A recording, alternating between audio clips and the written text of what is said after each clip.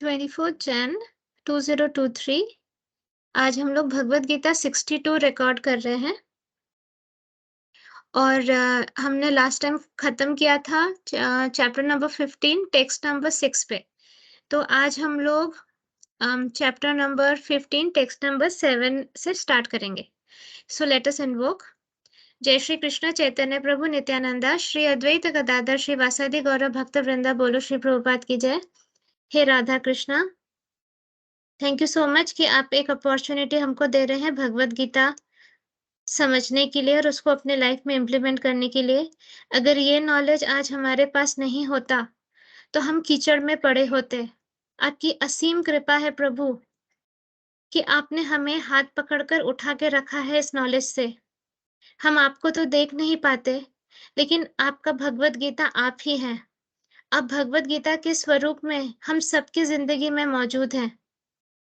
आपकी वाणी हम तक पहुंच रही है थ्रू भगवत गीता। इससे अच्छा और क्या हो सकता है प्रभु? ऐसा लगता है जैसे आप स्वयं सामने खड़े होके हमसे बात कर रहे हैं। अर्जुन के जगह पर हम हैं, जो जिसे कुछ नहीं पता, जो हमेशा कंफ्यूज रहता है लाइफ में, जिसे समझ में ही नहीं आता कि क्या सही है क्या गलत है। So thank you, thank you, thank you so much Krishna ji कि हमें इस लायक समझने के लिए कि आप स्वयं ये ज्ञान हमें देते हैं और इस लायक समझने के लिए कि हमें भी अपनी लाइफ सुधारने का एक चांस मिले। ये सब आपकी ही कृपा है, आपकी ही मर्सी है। Thank you. आज का भगवत गीता सेशन थोड़ा-सा भारी हो सकता है। मैंने सिर्फ हल्का-सा ये श्लोक को नीचे तक ब्राउज़ किया, वो भी पूरा नहीं, फर्स्ट पैराग्राफ ही हल्का-हल्का देखा। फिर मैंने अपने आप को बोला कि "तू क्यों सोच रही है रूपाली? तुझे तो सिर्फ मुँह से बोलना पड़ता है। बोलने वाला तो कोई और है, तू तो बस माउथपीस है, तो तू क्यों टेंशन कर रही है?" तो मैंने कहा, "हाँ, आज तक तो किया भी नहीं टेंशन, तो फिर मैं तो बस बैठ जाती हूँ। इतना टाइम ही नहीं रहता है कि कुछ पढ़कर बैठूँ।" तो शुरू करते हैं, डोंट वरी। आज तक आपको लगा क्या कुछ कुछ भारी है करके, किया ना ईज़ी उसको, तो इसको भी ईज़ी कर देंगे, तो रिलैक्स रहिए। स्माइल रखिए, स्माइल रखने से हार्ट चक्र बढ़ा तो क्राउन चक्र बढ़ा तो हम मंद बुद्धि थोड़ा कम रहेंगे ना, तो हमको नॉलेज समझ में आएगा। ठीक है ना? मेंटल फैकल्टी थोड़ी-सी बड़ी रहेगी टेम्परेरीली। ओके। अ, भगवत गीता सुनने से पहले हम ये क्यों सुन रहे हैं, थोड़ा रिवाइज़ करते हैं। वो क्या है ना, संडे सेशंस में मुझे ऐसा फ़ील हो रहा है कि आप लोगों का उतना ध्यान नहीं है। हुँ? पढ़ाई पे ध्यान नहीं है, आप लोग नॉटी बच्चे बन रहे हो। आप आ तो जाते हो, लेकिन आप मल्टीटास्किंग करते रहते हो, आपके बैकग्राउंड में कुछ ना कुछ चलता रहता है और आप उतना फ़ोकस नहीं कर पा रहे हो और आपको याद भी नहीं रह रहा, तो शंख पुष्प पिया करो याद रखने के लिए। या तो नोट तो लिखने को मैंने कहा ही है। जो भी है नटखट बच्चे से अच्छे बच्चे बनना है। क्यों? क्योंकि लाइफ शॉर्ट है और इतना इम्पोर्टेंट नॉलेज जो हमको मिल रहा है और हम लकी हैं कि हमें मिल भी रहा है। आस-पास देखिए ज़रा कितने सारे लोग हैं जिन्हें कोई फ़र्क नहीं पड़ता ये नॉलेज से। उनको उनको लगता आप लोग कहीं फँसे हुए हो, जबकि फँसे तो वो हैं कीचड़ में। तो कोई बात नहीं। अ, इसलिए हमको अंडरस्टैंड ये करना पड़ेगा कि हम क्यों सुन रहे हैं भगवत गीता सेशन, ये हम क्यों अपना टाइम इन्वेस्ट कर रहे हैं। Because the only permanent thing is death, जो कि कुछ ही दिनों में आ जाएगी। डेथ के बाद इस मटेरियलिस्टिक लाइफ में जो भी अचीव किया वो यहीं धरा के धरा रह जाएगा। और रीजन जो था हमारा जन्म लेने का वो ये था कि हम कृष्णा जी द क्रिएटर को समझ सके, उनसे प्रेम कर सके, हम अपने आप को समझ सके कि we are soul not body. हम अपने आप को आइडेंटिफ़ाई हमारे बॉडी से करते हैं, जो कि कुछ ही दिनों में, कुछ महीनों में, कुछ सालों में, व्हाटएवर इज़ अवर ड्यूरेशन, राख बन जाएगी। तो आइडेंटिफ़ाई हमें करना है विद आवर सोल, जो अनंत काल तक रहेगा, जो जीवात्मा है और जो परमात्मा का ही अंश है और उस परमात्मा को जानना जो हमारे हृदय में वास करते हैं। सो let us start. The living entities in this conditioned world are my eternal fragmental parts. फ्रैगमेंटल मतलब छोटे-छोटे टुकड़े। तो यहाँ पे कह रहे कृष्णा जी अर्जुन को कि जो भी जीवित इंसान या जो भी जीवित प्राणी है, एक मटेरियलिस्टिक वर्ल्ड, इस कंडीशनड वर्ल्ड में, वो मेरे इटर्नल फ्रेगमेंटल पार्ट्स है, मतलब मेरे ही छोटे-छोटे टुकड़े हैं। Due to conditioned life they are struggling very hard with 6 senses which include the mind.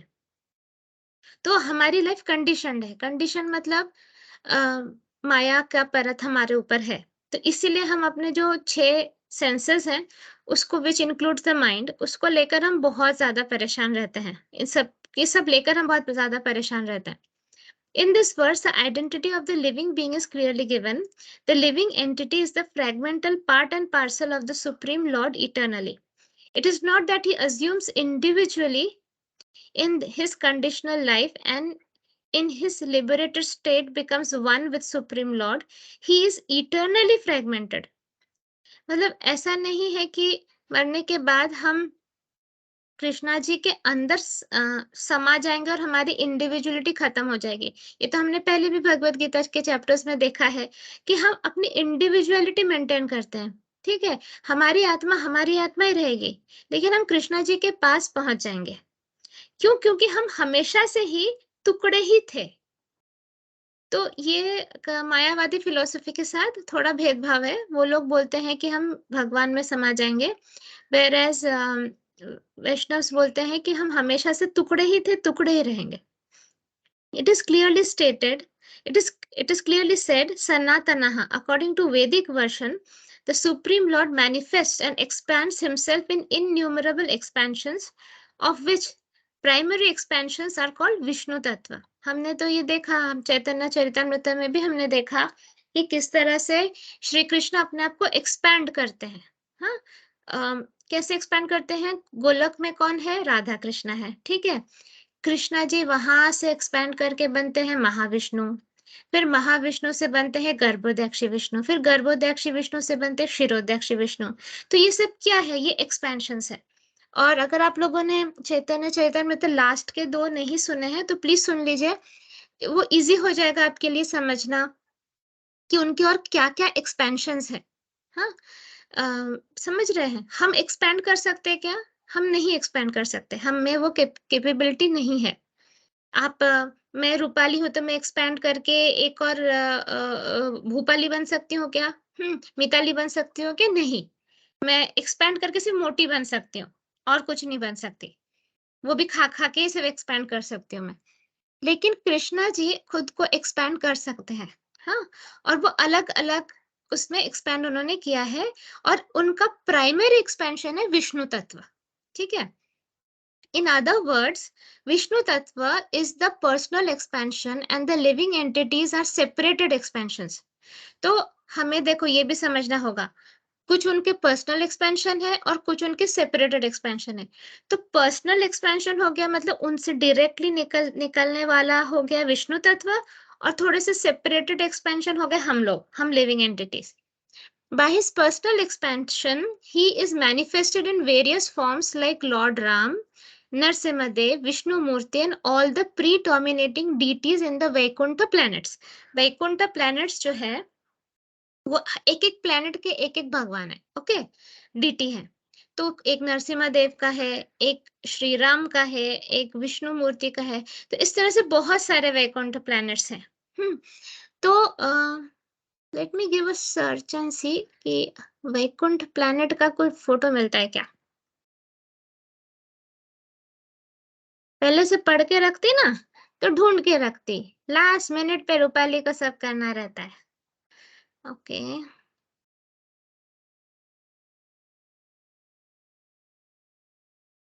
Okay, ये वाला देखते हैं। पहले से पढ़ाई करके नहीं रखना कुछ नहीं। ओके, आप ये वाला अगर फोटो देख सकते हो तो ये है गोलक वृंदावन, ठीक है? ये है महाविष्णु।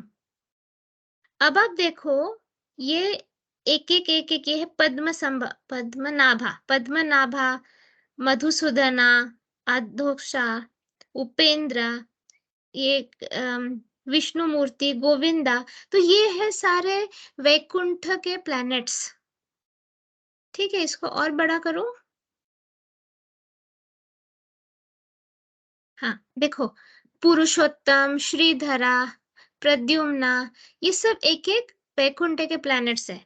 तो समझ रहे हो ये क्या है? ये है प्राइमरी एक्सपेंशंस। ये कृष्णा जी से विष्णु तत्व निकला, these are the primary expansions. Okay, चलो। हाँ, द सेपरेटेड वो डीटीज हैं, हाँ, वैकुंठ प्लैनेट जो मैंने आपको दिखाया वो वैकुंठ प्लैनेट की वो डीटीज है, मतलब वो उनका प्लैनेट है, एक-एक प्लैनेट है सबका। कृष्णा जी के ही एक्सपेंशंस के खुद के एक-एक प्लैनेट हैं। The separated expansions, the living entities are eternally servitors. The personal expansion of, हाँ, अब जो separated expansion है वो उनकी eternally servitors है, मतलब उनके servants हैं. The personal expansions of Supreme Personality of Godhead, the individual identities of the Godhead are always present. Similarly, the separated expansions of living entities have their identities. A fragmental part and parcel of Supreme Lord, the living entity have also fragmental qualities of which independence is one. So every living entity has an individual soul, his personal individuality and a minute form of independence. हम क्योंकि टुकड़े हैं ना, तो हमारा independence भी टुकड़ा है, पूरा नहीं है। तो हम नन्हे से मुन्ने से छोटे से बालक है, तो हमारे इंडिपेंडेंस भी नन्हा मुन्ना सा माइन्यूट है। पूरा इंडिपेंडेंस दिया नहीं ना, भगवान को पता है हम कितने शैतान है ना। हमको सोचो पूरा इंडिपेंडेंस देते तो अब तक मदर अर्थ इस सर पे हाथ रख कर बैठ जाती कि कैसा आइटम पैदा किया है आपने प्रभु। हाँ, माइन्यूट इंडिपेंडेंस में हम इतना कोलाहल मचा रहे हैं, इतना बवाल कर रहे हैं, तो फुल इंडिपेंडेंस होता तो हम क्या करते हैं, बाप रे बाप, है ना। इस वजह से भगवान इज वेरी स्मार्ट, उनको पता है कि इस लायक नहीं है वो, उनको माइन्यूट इंडिपेंडेंस ही देना चाहिए। तो क्योंकि हम फ्रेगमेंट से, तो हमारे इंडिपेंडेंस भी फ्रेगमेंटल है। So every living entity has an individual soul, his personal individuality and a minute form of independence. By misuse of that independence, one becomes a conditioned soul. And by proper use of the independence, he is always liberated. अब ये बहुत ही important sentence है। जब हमको वो minute independence दिया गया है, उसको भी हम जब misuse करते हैं, तो हम बन जाते हैं conditioned soul। और जब हम उसको proper use करते हैं, हम liberate हो जाते हैं। इसका क्या मतलब है कि अभी आपको इंडिपेंडेंस दिया गया है, तो अभी जाके आपने मर्डर कर दिया, आपने रेप कर दिया, तो क्या हो गया, हमसे बैड कर्मा हुआ। What is bad Karma? Something which is against the universe is bad Karma. ये याद रखना है, जो यूनिवर्स के हित के लिए नहीं है। यूनिवर्स के हित में क्या है कि सब लोग शांति से रहे, जियो जीने दो। आप कुछ भी करते हो, भले वो आपके पूर्वज भी करते थे, पर वो यूनिवर्स के हिसाब से नहीं है, then it is bad karma. इसी बात पे मैं, क्योंकि ये बात हो रही है, so I just share something.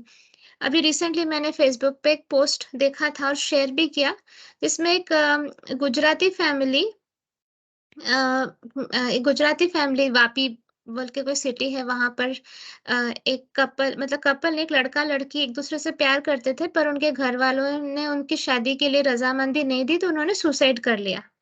तो 6 महीने बाद उनकी फैमिली ने उनका पुतला बनाया और उनके पुतलों की शादी कराई। तो मुझे ये चीज़ अच्छी नहीं लगी।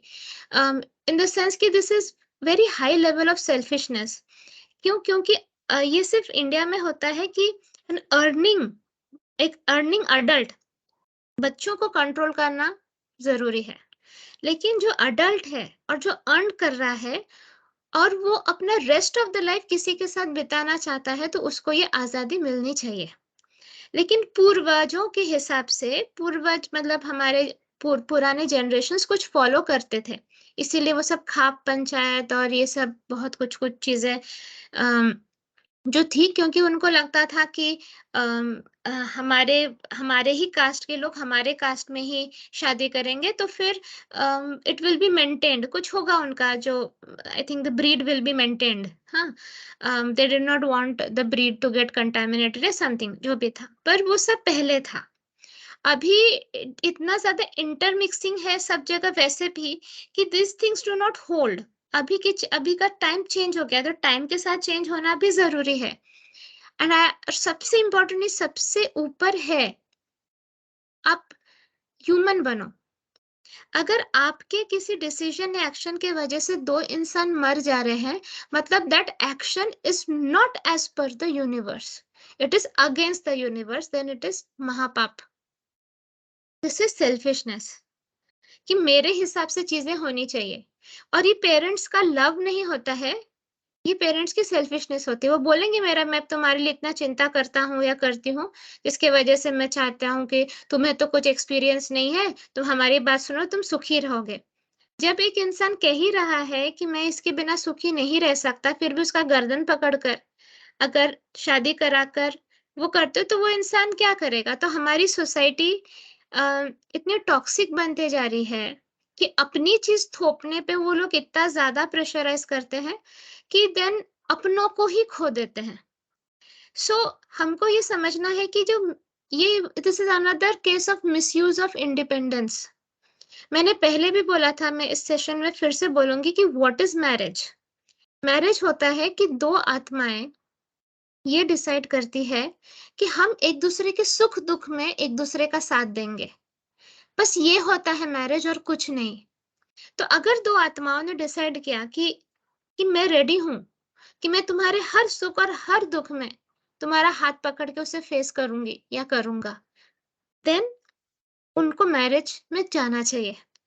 लेकिन अगर एक फीमेल सोचती है कि मुझे फाइनेंशियल एक वो मिल जाएगा, क्या कहते हैं, फाइनेंशियल सपोर्ट मिल जाएगा, मेरा मुझे एक बैंक मिल जा रहा है कि मेरे comforts will be taken care of, इसलिए मुझे शादी करनी चाहिए। या एक मेल सोचता है कि हाँ, मेरे घर पे कोई खाना बनाने वाली मिल जाएगी और मेरे बच्चे बच्चे पालेगी। तो this is not the reason of marriage. हमेशा ये समझना है कि 2 आत्माओं का ग्रोथ निर्भर होता है मैरिज पे। मैरिज मतलब एक छत के नीचे रहना है 2 आत्माओं को। तो मोस्टली मैक्सिमम सिचुएशंस वो लाइफ के सेम वाले फेस करेंगे, मैक्सिमम। और उसमें उनको ग्रो करना है एक-दूसरे का हाथ पकड़कर। तो इसमें जाति, धर्म, ऐज और जो भी बाकी की चीज़ें हैं, जो कि एक टाइम पे इम्पोर्टेंट थी, अब उतना होल्ड नहीं करती है। क्योंकि पहले ब्राह्मण सिर्फ़ भिक्षांगदेही करके अपना अर्निंग करते थे, अभी ब्राह्मण्स ऑफ़िस जाके अर्न करते हैं। पहले क्षत्रिय जो थे, वो तलवार बाज़ी चलाकर वो अपने कंट्री को प्रोटेक्ट करते थे, अब क्षत्रिय भी ऑफ़िस जाते हैं। So these things are not working ना, सब कुछ चेंज हो चुका है। तो इसीलिए वो पुरानी मेंटालिटी को छोड़कर अभी ये सोचना चाहिए, और सबसे इम्पोर्टेंट इसमें हम क्या भूल जा रहे हैं, वेयर इज़ स्पिरिचुअलिटी हियर? बाकी की नौटंकी और सर्कस तो चल ही रही है, पूरी दुनिया में चल रही है, हमारे देश में और ज़्यादा चलती है। लेकिन ये सब में हम भगवान से प्रेम करना ही भूल गए, हम जो सीखने आए थे यहाँ। हम तो ये सीखने आए थे ना कि हमें भगवान से प्यार करना है, हमें कृष्णा को समझना है, हमें खुद को समझना है। हम कृष्णा को समझेंगे तभी हम खुद को समझेंगे कि वो परमात्मा है, हम जीवात्मा हैं। वो सब छोड़कर हमने जितनी ज़्यादा नौटंकी करनी थी कर ली। तो ये सारी चीज़ें जभी भी आप कन्फ्यूज़ रहो, आप अपने आप से पूछो कि is it according to what universe wants? आपको आंसर मिलेगा। हमेशा नहीं मिल सकता है। मैं तो कोशिश करती हूँ डायरेक्टली कृष्णा जी को ही बुलाऊँ। इनफैक्ट मेरा आप मैं आपको आइडिया देती हूँ। लाइफ में बहुत सारे प्रॉब्लम्स आते हैं ना, कभी-कभी पेन बहुत ज़्यादा होता है। तो कभी-कभी स्पिरिचुअल नॉलेज पता होती है, लेकिन हम इम्प्लीमेंट नहीं कर पाते। जैसे रिसेंटली एक ऐसी सिचुएशन है जिसमें मुझे लगा उई, उई, उई गिरी, गिरी, गिरी। मतलब मैं गड्ढे में गिरी, गिरी, गिरी ऐसा फ़ील हो रहा था मुझे कि अभी मैं वीसी के व तक पहुँचने ही वाली हूँ। वीसी मतलब विक्टिम कॉन्शसनेस के व तक पहुँचने ही वाली हूँ। तो मैंने तुरंत कृष्णा जी को कहा, कृष्णा जी बचाओ! कृष्णा जी बचाओ, जल्दी बचाओ, मुझे वीसी में नहीं जाना है। तो तुरंत I felt Krishna ji and I started hearing what he started saying, और उन्होंने मुझे बोला और इतना ब्यूटीफुली उन्होंने मुझे समझाया। फिर उन्होंने कहा भी कि कॉर्ड कट करो एंड ऑल दैट, और जब मैंने कॉर्ड कट किया, मैंने ज़ोर से एक बर पाया मुझे, तो फिर मैं समझी और वो पूरे दिन मुझे भूख नहीं लगी। ऐज़ इफ आत्मा तृप्त हो जाती है। जब कृष्णा जी आते हैं ना, जबकि हमेशा हर हर आधे घंटे आप मतलब अगर आप कुछ बोरिंग काम कर रहे हो, जैसे आप अपने बच्चे को फिजिक्स सिखा रहे हो, तो आपको हर आधे घंटे बाद भूख लगती है। मुझे लगती है जब मैं रिया को फिजिक्स सिखाती हूँ, तो 12th का फिजिक्स काफी हार्ड है और मैं अपने अपनी मतलब मुझे उतना कुछ याद नहीं है मैंने क्या पढ़ा था। तो मुझे हर आधे घंटे बाद भूख लगती है। बट कृष्णा जी जब आकर बात करते हैं ना, फिर सारा दिन भूख नहीं लगता है। और यही चीज मैंने राधा कृष्णा सीरियल में देखी थी कि जब कृष्णा जी ने अपने हाथों से हनुमान जी को खाना खिला दिया, सिर्फ एक टुकड़ा, एक निवाला खिलाया, और उनको पूरे दिन भूख नहीं लगी, जबकि उनको कितनी भूख लगती है। तो हमारी आत्मा ना तृप्त हो जाती है। जब आत्मा तृप्त हो जाती है ना, तो शरीर को भूख नहीं लगती। सो बेसिकली शरीर के जो क्रेविंग्स है ना, ये जो सेंस ऑर्गन्स के जो क्रेविंग्स हैं, दैट इज बिकॉज आत्मा तृप्त नहीं है। तो आत्मा को तृप्त करने की कोशिश करो, और आत्मा को तृप्त हम तभी कर सकते हैं जब हम कृष्णा जी से कनेक्टेड हो। तो ना, अगर आप बहुत परेशान हो और आपको समझ में नहीं आ रहा लाइफ में क्या करना, या शांति चाहिए ना, कृष्णा जी की स्तुति करने लगो। जितना हो सके उनकी स्तुति करो, उनकी लीलाओं का वर्णन करो, उनके पास टाइम्स के बारे में बोलो, उनके नॉलेज के बारे में बोलो। चैंटिंग तो ठीक है, चैंटिंग तो करना ही है, लेकिन चैंटिंग से ही करते करते भी कभी कभी बहुत चैंटिंग करके भी आप थक जाते हो ना, तो उनकी स्तुति करो। किसी को भी पकड़ के बोलो, या तो अपने आप को ही बोलो कि कृष्णा जी का ये कितना सुंदर है, कृष्णा जी ने ये किया था, वाह उन्होंने गोवर्धन उठा लिया था, वाह काश मैं होती तब और मैं देख पाती। कुछ भी उनकी स्तुति करने लगो। जैसे आप उनकी स्तुति करने लगोगे ना, इंस्टेंट एनर्जी आप फील करोगे बॉडी में। लिख के लो, मेरी बात लिख के लो। मैं वही बात बोलती हूँ जो मैं एक्सपेरिमेंट करके देख चुकी होती हूँ। तो उनके बारे में शायरीज पढ़ो, जो भी है, राधा कृष्णा, मीराबाई, कुछ भी। इसलिए तो मैं फेसबुक पे लगाती रहती हूँ उनके रिलेटेड शायरीज या कुछ। बिकॉज जैसे कि सब लोगों को तो नहीं मिलता है या नहीं पता होता, बट मेरे टाइमलाइन पे कोई कोई लोग जाके रेगुलर देखते हैं, तो उनको एनर्जी मिल जाएगी। मुझे तो मिलती है। लेकिन सो Krishna ji is the pillar. आप जितना भी इधर उधर कूदो, लेकिन एनर्जी सोर्स तो वही है। तो उनसे आप कनेक्शन लगा के रखो। उनसे लगा डाला तो लाइफ जिंगा लाला। बस ये कनेक्शन उनके साथ लगा के रखना है। कभी भी उन लोगों के बारे में मत सोचो जो आपको पेन दे रहे हैं, क्योंकि उनसे कनेक्शन जुड़ेगा ना, तो आप भी उनके जैसे बन जाओगे। हमेशा उनके बारे में सोचो जिनसे आपको एनर्जी मिलती है, दैट इज कृष्णा जी। ठीक है। तो वही मैं कह रही थी कि अगर माइन्यूट इंडिपेंडेंस जो हमको मिली, उसको मिसयूज करके हमने सेल्फिशनेस किया, तो हम कंडीशन सोल बन जाते हैं। मतलब हम और पाप करने योग्य भी बन जाते हैं, और हम आते ही रहते हैं। फिर हमें मुक्ति नहीं मिलती, मोक्ष नहीं मिलता, लिबरेटेड नहीं होते। लेकिन यही अगर हमने अपने इंडिपेंडेंस का प्रॉपर यूज किया, जो माइन्यूट इंडिपेंडेंस है, उसमें हमने भगवान की भक्ति की, हमने उनके क्रिएशन को हानि नहीं पहुंचाया, हमने अपने अंदर की जो नकारात्मक ऊर्जाएं हैं, जो नेगेटिव लोअर इमोशंस है, उसको खत्म करने की कोशिश की, तो हम हमेशा से मुक्त रहेंगे। तो ये है माइन्यूट इंडिपेंडेंस को कैसे यूज करना है। In either case, he is qualitatively eternal as the Supreme Lord is. In his liberated state, he is freed from this material condition, and he is under the engagement of transcendental service unto the Lord. In his conditioned life, he is dominated by the material modes of nature, and he forgets the transcendental loving service of Lord. मैंने जो माया देवी का जो audio बनाया है, please please please उसे सुनिए। वो knowledge आपको किसी बुक में नहीं मिलेगी, क्योंकि वो माया देवी ने डायरेक्टली मुझे बोला है। एंड वो आप जब सुनोगे, you will find it logical. तो ऐसा नहीं कि मेरी मनगढ़ंत कहानी है। तो माया देवी को आप समझ जाओगे, तो आप कृष्णा को भी कुछ कुछ हद तक समझ जाओगे। आप समझ जाओगे आपके लाइफ में स्ट्रगल्स क्यों है, आप समझ जाओगे कि आपको दर्द क्यों होता है, आप समझ जाओगे कि डिफिकल्ट सिचुएशंस क्यों आती है लाइफ में। ये सब कुछ हमारे अच्छे के लिए होता है। सब कुछ अच्छे के लिए होता है। यहाँ पे क्या कह रहे हैं, हमारे कंडीशन लाइफ में हम डोमिनेटेड किससे रहते हैं, material modes of nature. What are the material modes of nature, sattvic, rajasic, तामसिक। इन तीनों मोड्स के वजह से हम कुछ कुछ एक्टिविटीज करते रहते हैं। And he forgets the transcendental loving service of the Lord. और इसी चक्कर में हम कृष्णा को भूल जाते हैं। कितने बार हम कृष्णा को भूलते हैं दिन में? कितने बार? हमेशा भूलते हैं, कभी कभी याद आ जाते हैं। वो एक 100 रुपीज का पोस्ट याद आ गया, किसी ने फोटो शेयर कर दी कृष्णा जी की, जो कि बहुत रेयर है, या कुछ उनका नाम सुन लिया तो। लेकिन इट इज सो इम्पोर्टेंट कि हम कृष्णा जी को हमेशा अगर याद रखते हैं ना, तो हम हमेशा लिबरेटेड स्टेट में रह सकते हैं। क्योंकि तब वो मटेरियल मोड्स हमारे ऊपर ज़्यादा असर नहीं करते। देखिए, जब आप भगवत गीता सेशन सुनते रहते हो, जब आप संडे सेशन में होते हो, इस संडे सेशन में जैसे सबको बहुत-बहुत अच्छा लगा, मैं कृष्णा जी की स्तुति कर रही थी।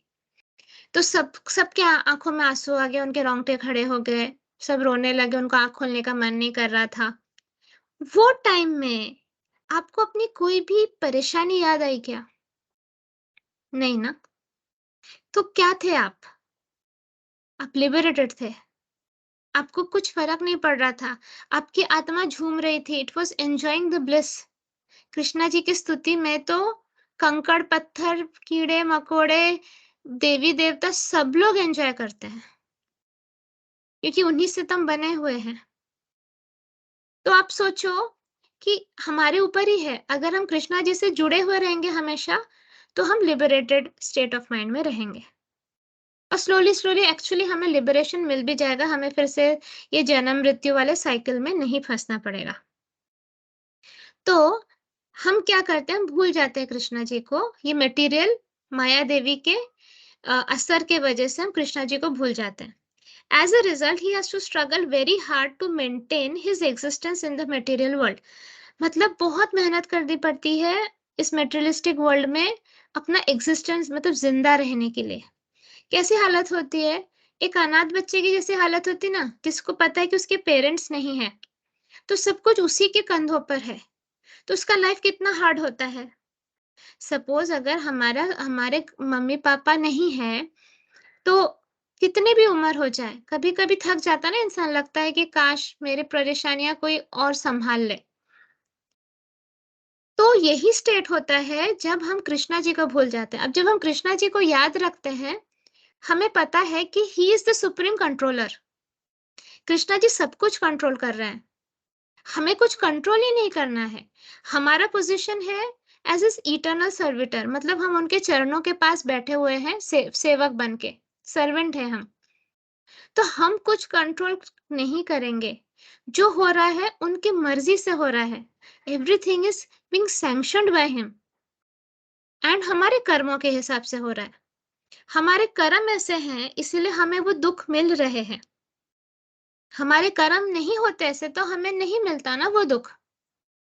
करेक्ट? हमारे साथ कुछ अन्याय नहीं हो रहा है। सबसे फर्स्ट चीज़ अपने आप को बोलना जब कोई पेन आता है, मेरे साथ कोई अन्याय नहीं हो रहा है, क्योंकि इसी से ज़्यादा पेन होता है कि मेरे साथ गलत हुआ। This is called victim consciousness ना।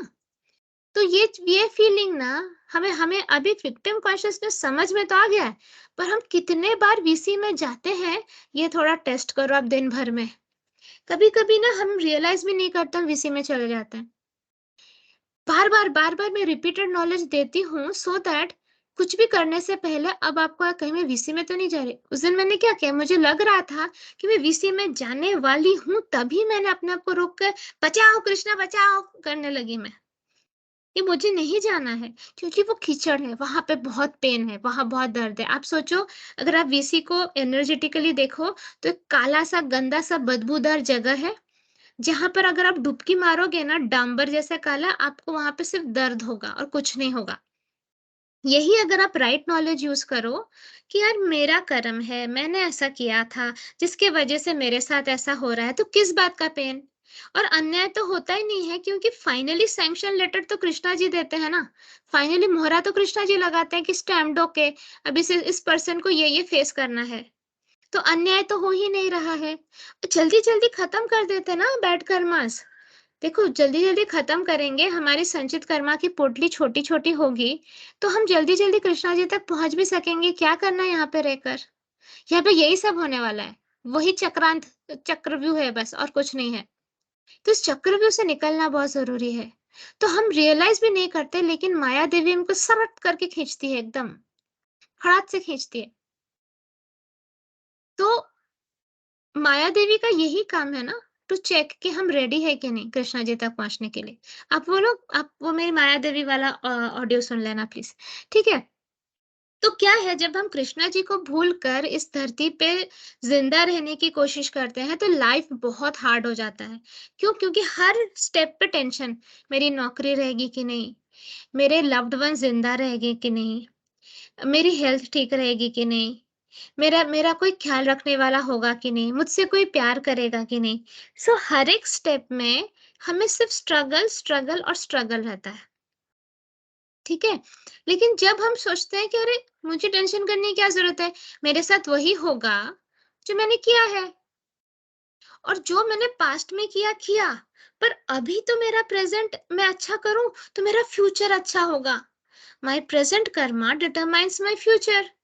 मेरा आज का कर्म मेरा कल का भाग्य बनाता है। तो जब मैं आज सिर्फ़ पॉज़िटिव लविंग थॉट्स रिलीज़ करूँगी यूनिवर्स में, सिर्फ़ लोगों की सेवा करूँगी, अच्छा सोचूँगी, कृष्णा जी की सेवा करूँगी, स्पिरिचुअलिटी करूँगी, मटेरियलिस्टिक चीज़ों में नहीं फँसूँगी, मतलब पनीर टिक्का मसाला देखकर मन ललचाएगा नहीं। तो वो ज़्यादा बड़ा पाप नहीं है वैसे, पनीर तो डिवाइन है। लेकिन जो भी है, किसी मटेरियलिस्टिक चीज़ के पीछे भागना अगर हम बंद करें, तो डेफ़िनिटली हम सुख में रहेंगे। जितना मिल रहा है सपोज़ अब देखते हो जो साधु लोग होते हैं ना बहुत हाई लेवल वाले, उनकी कुटिया में ना हार्डली कुछ रहता है। फर्नीचर तक नहीं रहता, नीचे चटाई बिछा के सोते हैं, एक मटका रहता है, ग्लास रहता है पानी पीने का, थोड़ा-सा कुछ खाना बनाने को, वो चूल्हा रहता है दैट्स इट। वो ज़्यादा चीज़ें ही नहीं रखते, बिलॉन्गिंग्स ही नहीं रहती है। सो दैट जैसे मृत्यु आएगी वो लाला-लाला करके जंप मार के चले जाएँगे। और हम लोग ओह माय गॉड! मेरी जायदाद, मेरा घर, मेरी कार, मेरे गहने कौन लेगा? जो सास लोग होते हैं जो बहुत अटैच्ड होते हैं अपने गहनों से, मेरी बड़ी वाली बहू ने ले लिया तो, मेरी छोटी वाली को नहीं मिला तो, मेरी बेटी को नहीं मिला तो। ये सब थॉट्स में अगर कोई मरे, तो कहाँ कोई लिबरेशन मिलेगा क्या? नहीं ना? तो हमें ये धीमे-धीमे कट करना है। जो इतने सारे एंटेंगलमेंट्स हम जुड़े हुए हैं ना, धीमे-धीमे कट करना है कि अ, वो करो, जो अपने बच्चों को देना है दे दो। जिससे अगर आपको लग रहा है कि अब आपकी ज़िंदगी ज़्यादा बची नहीं है, तो पहले तो वानप्रस्थ आश्रम होता था। तो अभी तो वो सब नहीं होता है, तो विल बना दो, विल बनाकर ऑलरेडी बोल लिख दो उसमें कि मेरे इस बच्चे को इतना मिलना चाहिए, उस बच्चे को इतना मिलना चाहिए। दिमाग से ये टेंशन हटा दो। जो बैंक अकाउंट्स बहुत सारे स्प्रेड होंगे, उनको कलेक्टिवली एक बैंक अकाउंट या 2 बैंक अकाउंट में सीमित कर दो। इधर-उधर पैसे ज़्यादा डिस्ट्रीब्यूट भी फिर मत करो क्योंकि फिर वो भी ध्यान रखना पड़ता है। स्ट्रीमलाइन कर दो अपनी लाइफ ज़्यादा झंझट ना रहे और मैक्सिमम फोकस भगवान पे रहे। अगर आप अपनी लास्ट इनिंग्स खेल रहे हो तो। वैसे तो किसी को नहीं पता उसकी इनिंग्स कब लास्ट होगी। लेकिन अगर आप अपनी लास्ट इनिंग्स खेल रहे हो, तो ज़्यादा मटेरियलिस्टिक चीज़ों में उलझो मत। और हमेशा एक चीज़ याद रखो, चिड़िया से सीखना है हमें। चिड़िया के बच्चों को वो तब तक पालती है जब तक उसके पर निकल नहीं आता और वो उड़ नहीं जाती। हमारे ह्यूमन बीइंग्स ऐसे हैं कि पर निकल कर उड़ने के बाद भी बच्चों के पीछे-पीछे भागते रहते हैं, वो ठीक है कि नहीं? वो मेरे हिसाब से कर रहे हैं कि नहीं? ये सब डीप अटैचमेंट से निकलना है। जब आपका बच्चा अडल्ट हो गया है, कमा रहा है, उसकी अपनी लाइफ़ है, let them be, just let them be. ज़बरदस्ती का टेंशन मत लो कि मेरा पोता अच्छा है कि नहीं, मेरे पोते को मेरी बहू खाना खिला रही है कि नहीं ठीक से। These are all deep attachments और वो आपको सिर्फ़ मिज़री ही देगा। तो आपके पोते ने अपना भाग्य लिखाया है कि उसको ऐसी माँ मिलेगी, ऐसे पापा मिलेंगे, इसको अभी-अभी खाना मिलेगा, अभी खाना नहीं मिलेगा। तो जिन बच्चों के पेरेंट्स नहीं होते, क्या उनको खाना नहीं मिलता है? देखो, खाना देने वाला कौन है, पेरेंट्स है या भगवान है? भगवान है ना। हर एक दाने पे लिखा होता है खाने वाले का नाम। तो जिस तक जो दाना पहुँचना है वो तो भगवान किसी न किसी माध्यम से पहुँचा देंगे ही। यही है कंट्रोलर वाली टेंडेंसी। जब हम कहते हैं Krishna is supreme controller, I am not the controller, तो हम देखो कहाँ-कहाँ कंट्रोल करने की कोशिश करते हैं। हम हर जगह पे कंट्रोल करने की कोशिश करते हैं, जबकि बचपन से लेके अब तक हमने देखा कि हमारे कंट्रोल करने से कुछ कंट्रोल में वैसे भी नहीं रह रहा। क्या कंट्रोल कर लिया हमने आज तक? कुछ भी कंट्रोल कर पाए। हमने अपनी लाइफ सोची थी ऐसी होगी, फाइनली क्या हुई? मैंने कभी नहीं सोचा था कि मैं बैठ के भगवत गीता सेशन लूँगी, नेवर। मैं बचपन में सिर्फ़ पढ़ाई करती रहती थी, सिर्फ़ पढ़ाई। हमारे जैसे अभी जैसे बच्चों का जैसा है वैसा हमारा नहीं रहता था। मैं और मेरा भाई, हम लोग सिर्फ पढ़ते थे, दिन भर पढ़ते थे और हमें अच्छा लगता था पढ़ के, हमें ऐसा कुछ बोर नहीं होता था। We used to enjoy studying और क्लास में भी बहुत अच्छे थे हम पढ़ाई में, टॉपर्स में से आते थे हम। तो पर देखो आज के दिन जो भी है मतलब materialistically, job wise, career wise जो कुछ भी मैंने अचीव किया होगा, बट सुकून मुझे किसमें मिलता है? मुझे भगवद गीता में मिलता है। सो लाइफ क्या मेरे कंट्रोल में है? नहीं है। मैंने कभी सोचा भी नहीं था ऐसे। आधा वर्ल्ड तो से ज़्यादा घूम चुकी हूँ मैं, इतने सारे कंट्रीज़ में रह चुकी हूँ। लेकिन सुकून मुझे इंडिया में भगवद गीता, कृष्णा भगवान के मंदिर में ही मिलता है। तो क्या मतलब हुआ फिर?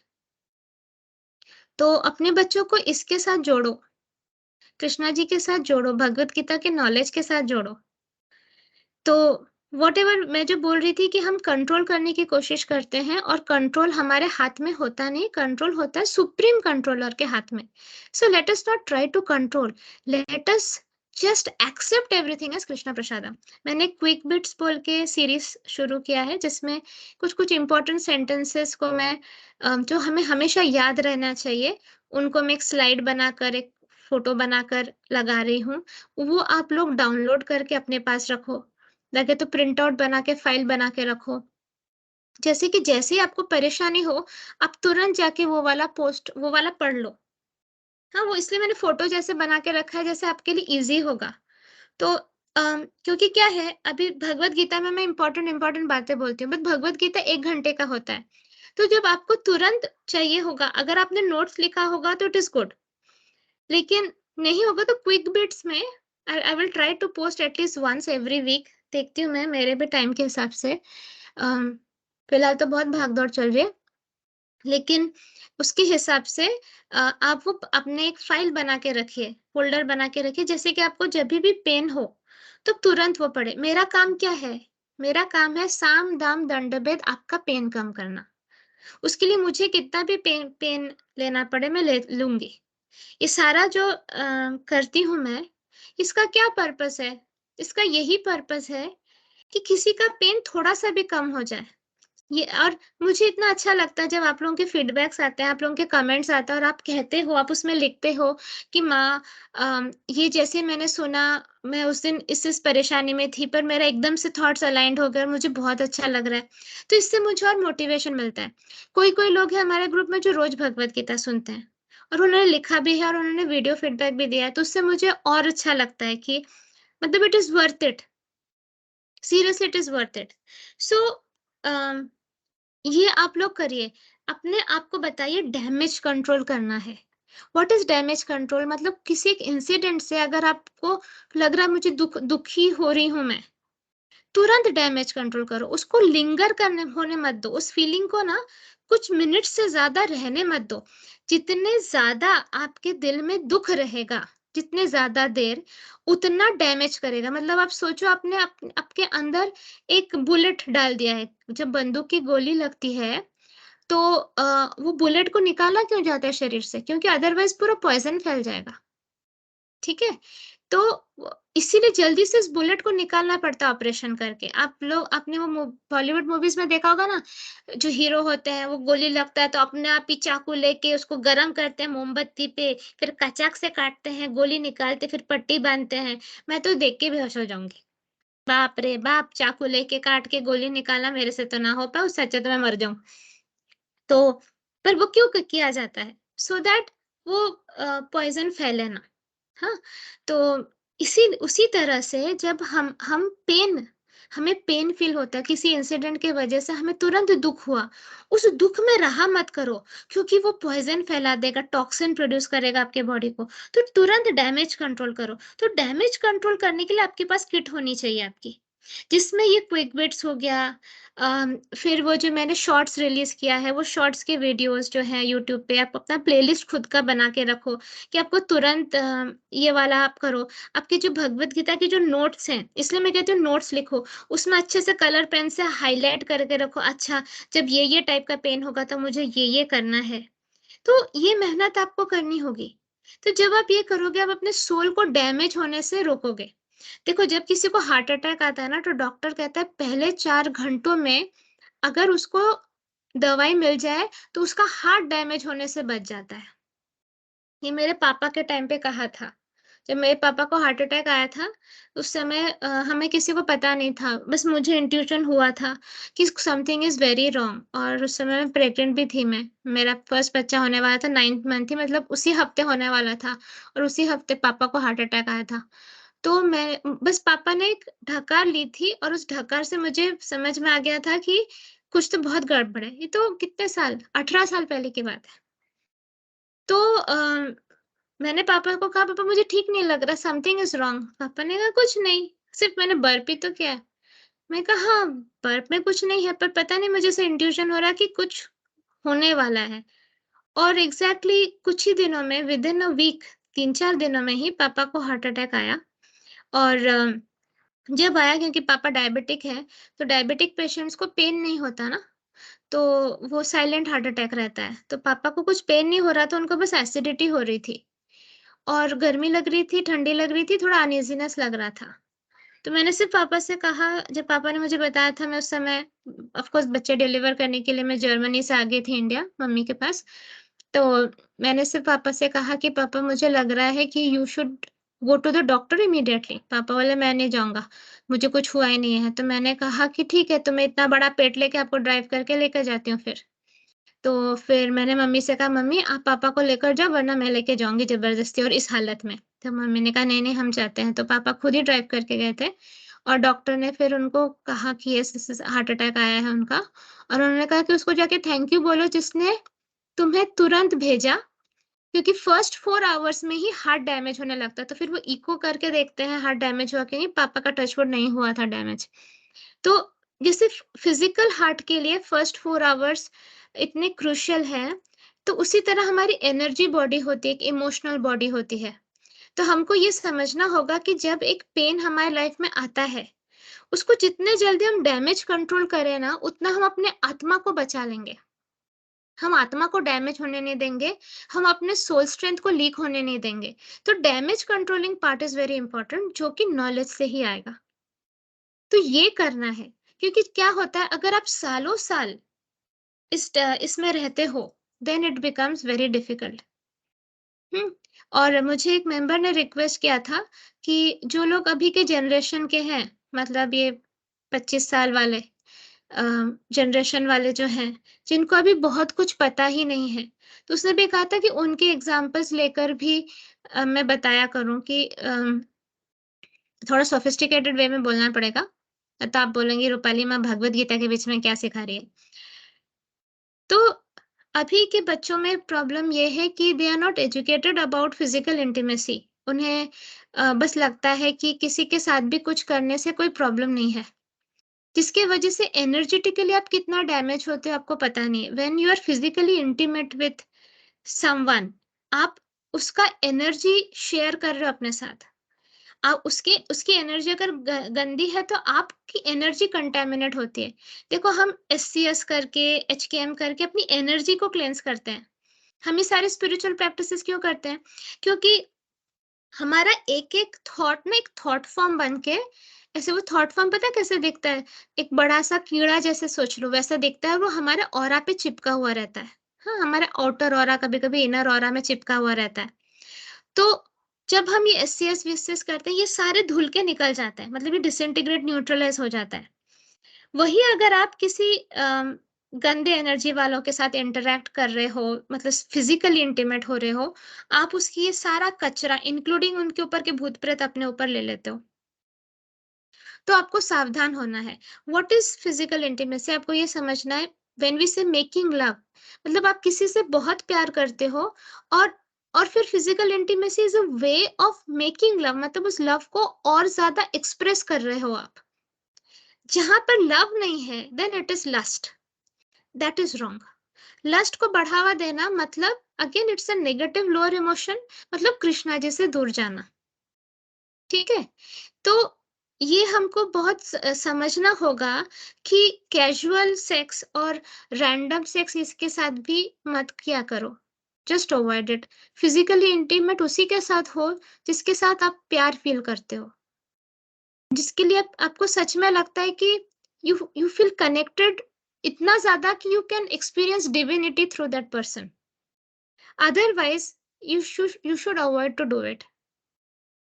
तो और भी बहुत सारे क्वेश्चंस थे जो मैं यहाँ पर डिस्कस नहीं कर सकती हूँ, लेकिन अगर आपको इस टाइप का कुछ डाउट है तो you can always approach your mentor. Mentor से के साथ अगर आप खुल के नहीं पूछ पा रहे हो तो आप बोल सकते हो कि मुझे इस बारे में रूपाली माँ से बात करनी है, सो मैं आपको क्लियर कर दूंगी। एक माँ ही तो बोलेगी ना। मैं ये टॉपिक यहाँ पे क्यों बोल रही हूँ, क्योंकि एक माँ ही तो एजुकेट करेगी ना अपने बच्चे को, तो मैं वही आप लोगों को एजुकेट कर रही हूँ।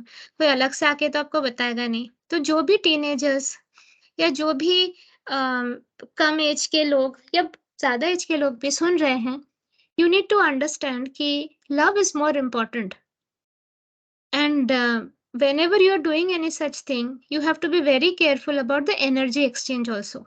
इसलिए किसी के साथ भी अब देखो, इंडियंस कभी हाथ तक नहीं मिलाते थे, नमस्ते करते हैं क्यों? Because when you shake hand with someone you are exchanging energy, when you hug someone you are exchanging energy. तो इतना ज्यादा लिपा चोपड़ी नहीं होता था हमारे पहले कल्चर में, क्योंकि अब सब लोग अपना अपना ऑरा प्रोटेक्ट करते हैं। और जो लोग बहुत हाई लेवल के होते हैं ना, वो किसी को पैर भी नहीं छूने देते, बिकॉज उससे भी उनका ऑरा कंटेमिनेट होता है। वो दूर से ही नमस्ते कर देंगे आपको, पैर वैर नहीं छूने देंगे, क्योंकि वो लोग हार्ड वर्क करते हैं अपने ऑरा को मेंटेन करने के लिए। एक बहुत ही हाई लेवल के पर्सन थे, मैं उनका नाम भूल गई। वो 6 महीने अंदर मेडिटेशन करते थे। जैसे बाहर आते थे लोग उनके लिए वेट करते थे, उनके पैर पकड़ के सब कुछ करते थे, तो उनके नेवल चक्र में जो गोल्डन एनर्जी वो जमा करते थे ना, वो सारा लॉस हो जाता था। हम जब करते हैं ना स्पिरिचुअल प्रैक्टिसेस, हमारे नाभि में गोल्डन एनर्जी जमा होता है, and it is very important. तो वो सब मैं डिटेल में बाद में बताऊंगी। नॉलेज तो बहुत दे सकती हूँ, बट ये इम्पोर्टेंट है कि मैं आपको इस एनर्जी के थ्रू क्यों समझा रही हूँ ये सब, बिकॉज हम किससे टच कर रहे हैं, किसके साथ ज्यादा फिजिकल हो रहे हैं, ये सब हमारे एनर्जी को भी इम्पैक्ट करता है। So we need to be very careful about it. क्यों हम लोग स्पिरिचुअलिटी कर रहे हैं, हम ये सारा चैंटिंग सारा ये करके क्या कर रहे हैं हम? I'll tell you the repercussion। Suppose एक पर्सन जो स्पिरिचुअलिटी नहीं कर रहा, ये चलो कर रहा नहीं कर रहा अलग बात है, जो कनेक्टेड नहीं है डिविनिटी से, उसके ऊपर बहुत सारे एंटिटीज एलिमेंटल्स बहुत कुछ होंगे। अब वो आपके साथ जैसे चिपक जाते हैं ना, वो एंटिटीज एलिमेंटल्स आप पे चिपक गए, तो क्या होता है, आपका जो एंगल है वो टेढ़ा हो जाएगा। जो आप सुबह से अच्छे अच्छे मूड में थे, उनके चक्कर में क्या होगा कि आप फिर डिप्रेस फील करना शुरू कर सकते हैं। ये मैं किन लोगों के लिए बोल रही हूँ, जिनका ऑरा उतना स्ट्रांग नहीं है। ये मेरे जैसे लोगों के लिए नहीं है, क्योंकि मैं दिन रात दुखी, परेशान और इन्फेक्टेड लोगों से ही बात करती हूँ। इट्स नॉट फॉर मी, क्योंकि मैंने अपना ऑरा उतना बड़ा कर लिया है कि मेरे ऑरा में आके सामने वाला हील हो जाता है। लेकिन सब लोग तो अभी है नहीं ना, सबके पौधे छोटे छोटे हैं। पहले बरगद का पेड़ बनो, फिर ये सब सर्कस करो। छोटा ऑरा लेकर ज्यादा होशियारी मत दिखाओ, अपने आप को बचाना है पहले। तो मुझे तो सब लोगों, ऐसे लोगों से ही बात करनी पड़ती है जिनके ऊपर भूत प्रेत होते हैं, जिनको जो साइकोलॉजिकली डैमेज्ड होते हैं, जिनके लाइफ में इतना पेन है कि वो सुसाइडल होते हैं, या और भी मतलब सुसाइड अटेम्प्ट कर चुके होते हैं, सुसाइडल होते हैं, या जितने टाइप के ड्रग्स वग्स लिया होता है, या कुछ ना कुछ एडिक्शन में होते हैं। तो मैं तो ये नहीं कह सकती हूँ कि छी तुम्हारा और अच्छा नहीं मेरे पास मत, I can not do that. मैं तो इसीलिए बनी ही हूँ कि मैं इन सब लोगों को अपने पास लाकर उनको हील करूं। लेकिन आप लोगों को अभी इस लेवल पे आने में टाइम है ना, मेहनत करके आ जाइए जल्दी जल्दी। तो आप लोग अपने ऑरा को थोड़ा प्रोटेक्ट करिए, फिर कंडेम करके मत करिए कि शी इसका ऑरा अच्छा नहीं, ऐसा मत करो, then that is also wrong. बेचारा, इसको ये नॉलेज नहीं है कि इसको अपना ऑरा का ध्यान रखना चाहिए। जो कोई रूल्स फॉलो नहीं करते ना, जो कुछ भी करते हैं, इसी टाइप का, जिनके लिए कैजुअल सेक्स करना इज वेरी इजी, जिनके लिए सुट्टा मारना इज वेरी इजी, जिनके लिए ड्रग्स ले लेना इज वेरी इजी, तो वो लोग इतना सोचते नहीं। तो हर एक ये एक्शन से हमारे जो चक्रा पे एक वेब होता है, प्रोटेक्टिव वेब, जो हमें ये एंटिटीज एलिमेंट्स से बचाती है, वो वेब क्रैक हो जाता है। तो हमारा प्रोटेक्शन लेयर ही उससे कम हो जाता है, हमारे ऑरा में होल्स बन जाते हैं, क्रैक्स हो जाते हैं। तो हमारा ऑरा एक्चुअली हमारा बुलेट प्रूफ जैकेट है, उसी में छेद हो जाता है। तो फिर ये थॉट फॉर्म्स, ये एंटिटीज, एलिमेंटल्स, ये ऑरा में घुसता है ना, तो वो हमारे थॉट्स को अफेक्ट करता है फिर। तो हम खुश नहीं रह पाते फिर, तब हम गड़बड़ करते हैं। जैसे रिसेंटली कुछ कुछ ग्रुप मेंबर्स बहुत ही अजीब बिहेव कर रहे थे। That is because they have not taken care of their aura properly. तो उनका अलाइनमेंट बिगड़ गया। अलाइनमेंट बिगड़ जाने से गड़बड़ी करेंगे। बाद में रियलाइज होगा, बाद में मैं टन से मारती हूँ एक तो सब फिर रियलाइज करते हैं। लेकिन दिस इज वेरी इंपॉर्टेंट कि with whom are you interacting, what are you doing, अपने ऑरा पे आपने ध्यान दिया क्या? आपका 1 सेंटीमीटर का ऑरा लेकर आप घूमते हो और बड़ी बड़ी चीजें करते हो, डोंट डू दैट ना। बनाओ ना पूरा बड़ा वाला एक रूम भर के ऑरा बनाओ, एक सिटी भर के बड़ा ऑरा बनाओ, फिर करो जो करना है।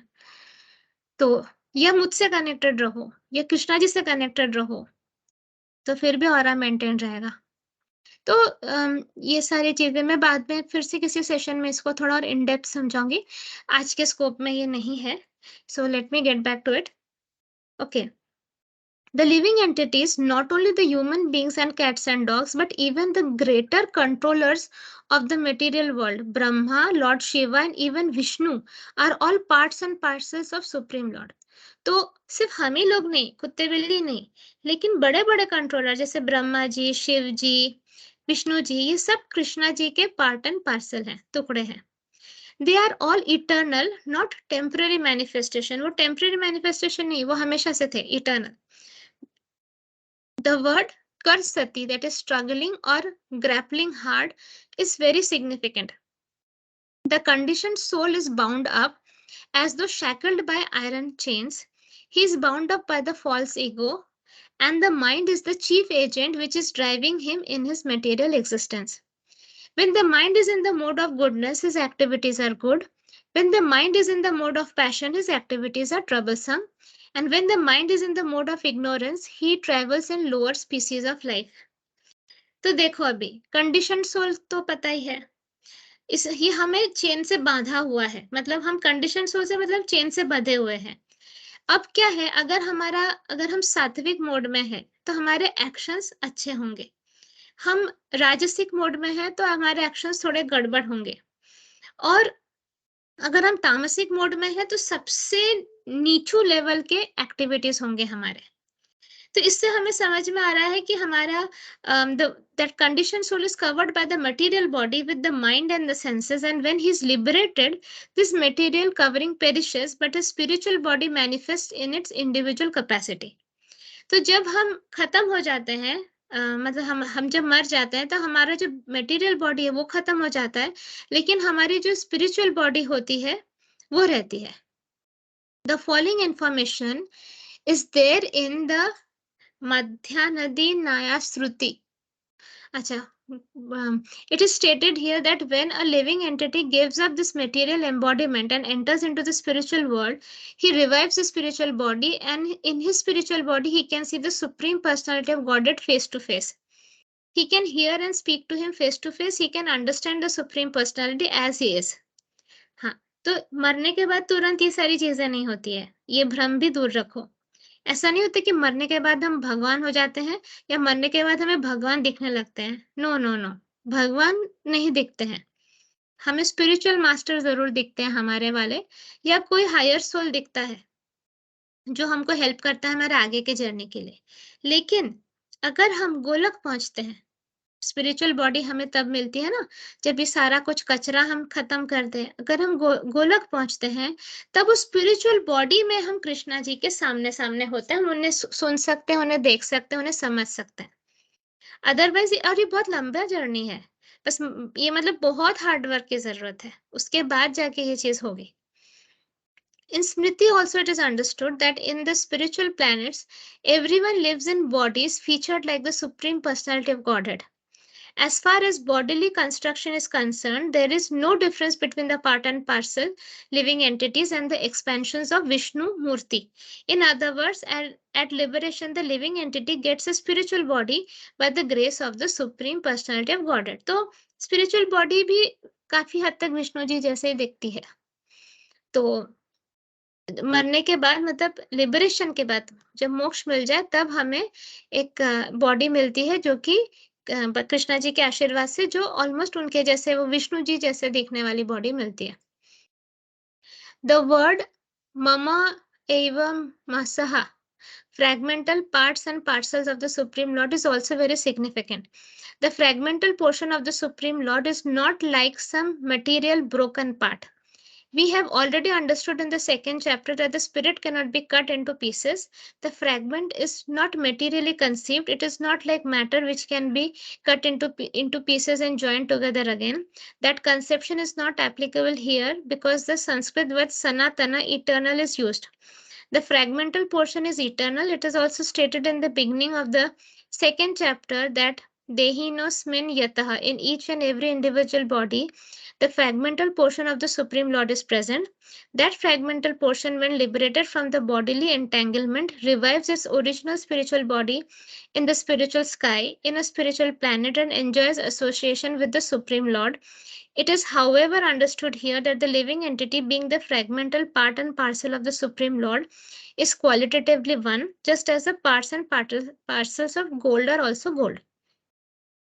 तो यहाँ पर ये बोल रहे हैं कि हमको जो फ्रेगमेंटल पार्ट का है, हमारी आत्मा को टुकड़ा का है, वो एक्चुअली जैसे मटेरियल लाइफ में टुकड़ा होता है वैसा नहीं है कि एक मतलब कुछ एक चीज का छोटा टुकड़ा हो गया, वैसा नहीं। इसको कट नहीं कर सकता, हमारे आत्मा को कोई कट नहीं कर सकता है।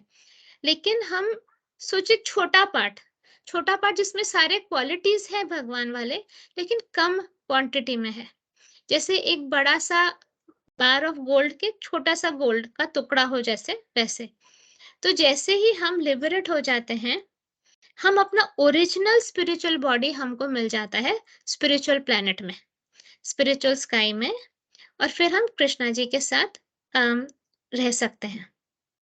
ठीक है, तो ये वाला हुआ खत्म, टेक्स्ट नंबर 7 खत्म हुआ।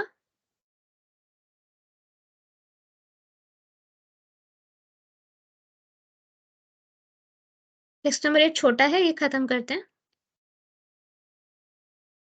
The living entity in the material world carries his different conceptions of life from one body to another as the air carries aroma. Here the living entity is described as Ishvara, the controller of his own body. If he can change the body to a higher grade, and if he can move to a lower class. Minute independence is there. The change his body undergoes depends on him. At the time of death, the consciousness he has created will carry him to the next type of body. If he has made his consciousness like that of a cat or dog, he is sure to change to a cat or dog's body. And if he has fixed his consciousness on godly qualities, he will change in the form of a demigod. तो basically हम अपने body को change कर सकते हैं मरने के बाद। तो वो हमारे कॉन्शियसनेस पे डिपेंड करता है। मतलब अगर इस जन्म में हमने प्रॉपर अपने ऊपर काम किया है, अपने थॉट्स पे काम किया है, हम भगवान भक्ति करते हैं, हमने सेल्फिशनेस हटाई है, तो हमें डेमीगॉड की बॉडी भी मिल सकती है नेक्स्ट लाइफ में। समझ रहे हो? डेमीगॉड की बॉडी भी मिल सकती है, ब्रह्मा जी की बॉडी भी मिल सकती है। लेकिन अगर हमने अपनी मेंटेलिटी एकदम घटिया रखी है, कुत्ते बिल्ली जैसे, तो हमें नेक्स्ट लाइफ में कुत्ते बिल्ली वाली बॉडी भी मिल सकती है। And if he is in Krishna consciousness, he will be transferred to Krishna lok in the spiritual world and will associate with Krishna. अगर हमने कृष्णा consciousness किया है, तो डायरेक्टली हमको कृष्णा लोक में पहुंचा दिया जाएगा और हम कृष्णा जी से एसोसिएट होंगे। It is a false claim that after the annihilation of the body everything is finished. ऐसा नहीं होता कि शरीर खत्म तो सब कुछ खत्म, हमारी आत्मा कभी नहीं मरती। The individual soul is transmigrating from one body to another, and his present body and present activities are the background of his next body. तो जैसे मैंने बोला ना, हमारा आज का कर्म हमारा कल का भाग्य बनाता है, उसी तरह हमारा आज का जन्म हमारा कल का जन्म बनाता है, मतलब आने वाला जन्म। तो ये जन्म में हम जो भी करेंगे, everything is being noted and counted. हर एक कर्मा हमारा नोट किया जाता है, काउंट किया जाता है। जैसे अजामिल की जो स्टोरी बताई थी मैंने, उसमें मैंने बोला था ना कि जब उनकी मृत्यु होने वाली थी, उसने अपने छोटे बेटे को नारायण नारायण करके बुलाया। जब नारायण नारायण करके बुलाया उन्होंने, तो 3 यमदूत आए और 4 विष्णु दूत आए। तो क्यों 3 यमदूत आए? क्योंकि अपने थॉट्स, अपने वर्ड्स और अपने एक्शंस से जो उन्होंने पाप किया है, वो 3 मोड से उन्होंने पाप किया है, तो उनका काउंट करने के लिए 3 यमदूत आए। और जो 4 विष्णुदूत क्यों आए? क्योंकि नारायण ये 4 लेटर्स है ना, इसलिए 4 विष्णुदूत आए। तो मैं बोल रही हूँ वही कि हमारे हर एक कर्म को काउंट किया जा रहा है, हमारे हर एक कर्म को देखा जा रहा है और हमारे कर्म हमारे थॉट्स से शुरू होते हैं। तो हम ऊपर से बहुत भजन कीर्तन कर रहे हैं, सब कुछ ठीक है, बट थॉट्स में हम कंटिन्यूअसली क्रिब कर रहे हैं, गाली दे रहे हैं, अम, क्या कहते हैं हम जेलस फील कर रहे हैं, ग्रज रख रहे हैं, तो वो हम पाप कर रहे हैं, तो हमारी नेक्स्ट वाली जो बॉडी मिलेगी वो बहुत बुरी वाली बॉडी मिलेगी। आई थिंक बीजे 53 में मैंने बताया है किस टाइप की बॉडी मिलती है एज़ पर द कैटलॉग, आप वो सुन लीजिए एक बार, तो आपको समझ में आ जाएगा। तो फिर वो बॉडी में दर्द होगा या डिसेबल्ड बॉडी होगी या ऐसी बॉडी होगी जो मर्डर करेगा या ऐसी बॉडी होगी जो सिर्फ़ गलत काम करेगा, रेप करेगा। तो अगर हम नहीं चाहते कि हमें नेक्स्ट लाइफ में ऐसी बॉडी मिले, तो हमारे अभी के कॉन्शियसनेस को प्यूरिफाई करना बहुत ज़्यादा ज़रूरी है। So can we afford any negative lower emotion? कर सकते हैं अफोर्ड? कोई इतना वर्थ इट है? आप बस ऐसे सोचो, किसी ने आपको पेन दिया ना, वो इंसान इतना वर्थ इट है कि हम उससे नफ़रत करें और उसके साथ नफ़रत के चक्कर में हमें नेक्स्ट वाली बॉडी ऐसे एकदम कुब्जा जैसे मिले, हंचबैक, मतलब पीठ जिसका ऊपर उठा हुआ है, ऐसे बॉडी मिले। कुब्जा कौन थी? कुब्जा शूर्पणखा का नेक्स्ट बर्थ है। जो त्रेता युग में रामायण में शूर्पणखा ने जो राम को प्रपोज़ किया था शादी करने के लिए और लक्ष्मण को भी प्रपोज़ किया था, तो लक्ष्मण ने उनकी नाक काट दी थी। तो वही शूर्पणखा नेक्स्ट लाइफ में कुब्जा बनी, ठीक है? तो फिर कृष्णा जी ने उस कुब्जा को ठीक कर दिया, व्हाटएवर। तो हम हमारे जैसे थॉट्स, जैसे शूर्पणखा के थॉट्स गलत थे ना, अच्छे नहीं थे और उसकी वजह से सोचो सीता का हरण हुआ। तो उस उनके कर्मों के वजह से उसे कैसी बॉडी मिली? एकदम गंदी-सी, बूढ़ी-सी और हंचबैक वाली, मतलब पीठ से कुबड़, झुका हुआ पीठ। तो अगर हम नहीं चाहते हैं कि हमें इस टाइप की बॉडी मिले, तो हमें क्या करना है? कि हमें उतना वेटेज देना है उस इंसान को, उस सिचुएशन को, जिसने हमें पेन दिया, कि हम उसके बारे में सोचकर पेन में जाएँ, हम ग्रज डेवलप करें, हम गुस्सा करें, हम विक्टिम कॉन्शसनेस में जाएँ, हम जेलसी करें। नहीं ना, क्योंकि फिर हमारी नेक्स्ट वाली बॉडी ना बन रही है ऑलरेडी। अब तक हमने हाफ लाइफ तो लीड किया, हमारी हाफ बॉडी बन चुकी है, एज़ पर हमारे थॉट्स। अब आधी बॉडी बची है, क्या करना है? सोच लो। अच्छी वाली बॉडी चाहिए ना? क्योंकि अ, गारंटी तो नहीं है कि हम गोलोक पहुँच ही जाएँगे, इतने ज़्यादा मटेरियलिस्टिकली अटैच्ड हैं हर चीज़ से। तो बॉडी मिलेगी फिर से और फिर वैसे भयंकर बॉडी मिलेगी, तो जिसमें रोग होंगे, जिसमें कैंसर होगा, है ना? तो अगर हमें ऐसी बॉडी नहीं चाहिए, तो अभी से मन को साफ करते हैं, शुद्ध करते हैं। अपने दिल में झाँक कर देखो, किसी के लिए ग्रज है, किसी ने बहुत बुरा किया, माना बहुत बुरा किया, जघन्य अपराध किया जिसको माफ़ करने लायक नहीं है। एक ही थॉट मन में लाओ, पर कृष्णा जी ने सैंक्शन किया ना, मतलब आई डिज़र्व्ड इट ना, और इसमें मेरा अच्छा ही है इसीलिए कृष्णा जी ने सैंक्शन किया ना, वो अपने बच्चे के साथ बुरा थोड़ी ना होने देंगे। This thing was right according to the universe ना, इसीलिए सैंक्शन हुआ। कुछ तो रीज़न था इसके पीछे। मैंने भी सेम चीज़ की होगी ना पास्ट बर्थ में, इसलिए मेरे साथ हुआ। तो मैं इस चीज़ को लेट गो कर दूँगी। अभी के अभी लेट गो कर दो, जाने दो। जो आउट ऑफ फॉरगिवनेस करके आपको बात बंद करनी है या आपको कुछ और करना है, वो आप करो। लेकिन लेट गो करो। ग्रज को पकड़ के मत रखो। इससे हमारा ही नुकसान है। हमारे बॉडी में टॉक्सिन्स हो रहे हैं। आप एंटी रिंकल क्रीम लगाते हो क्या? हुँ? वो जितने एडवर्टाइज़मेंट आते हैं एंटी रिंकल क्रीम। आपका बेस्ट एंटी रिंकल क्रीम है अपना मन साफ रखो। आपको कोई ब्यूटी पार्लर जाने की ज़रूरत नहीं है, कुछ नहीं, कुछ करने की ज़रूरत नहीं है। कुछ भी करने की ज़रूरत नहीं है। Your best facial is your thoughts. अपने मन को इतना शुद्ध रखो, इतना पवित्र रखो, इतना निर्लिप्त डिटैच रखो कि आपको ये सब की ज़रूरत ही ना पड़े। तो जैसे ही ऐसा कोई थॉट आता है, जैसे मैंने बताया, कृष्णा बचाओ बोल के चिल्लाना, कृष्णा बचाओ, मुझे नहीं पड़ना इस कीचड़ में। वो आते हैं, दिल से बोला वो आते हैं, मेरे लिए तो आता है एंड आई फील, क्योंकि फिर मेरा वो चला ही जाता है, वो पेन, वो थॉट ही चला जाता है। तो पेन आपको ट्रिगर करेगा कि आप वीसी में जाओ। तो पेन को वहीं पे पकड़ना टाइट और बोलना, देखो भाई साहब, आपके चक्कर में मेरे को झुर्रियाँ नहीं चाहिए, हाँ? I am very beauty conscious, okay? तो मुझे झुर्रियाँ तो नहीं चाहिए। I don't want wrinkles.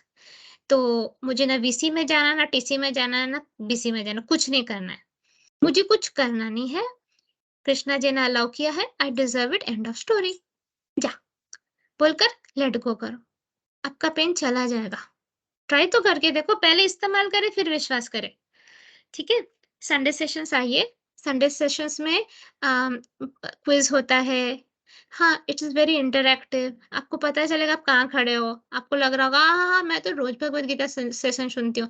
फिर एक क्वेश्चन आएगा और आपका बाउंसर जाएगा, तो आपको लगेगा कि हे, सुना तो था बट याद नहीं रहता है, क्या करूँ, उम्र जो हो गई है। तो इसलिए लिखना पड़ता है। लिख के रखो, रोज़ रिविज़न करो, ठीक है?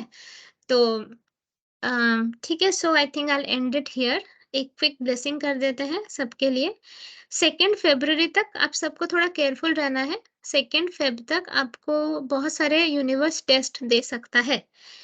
तो ऑलरेडी आपके पास सारा नॉलेज है, अगर आपने सिंसियरली सारे सेशन सुने होंगे तो।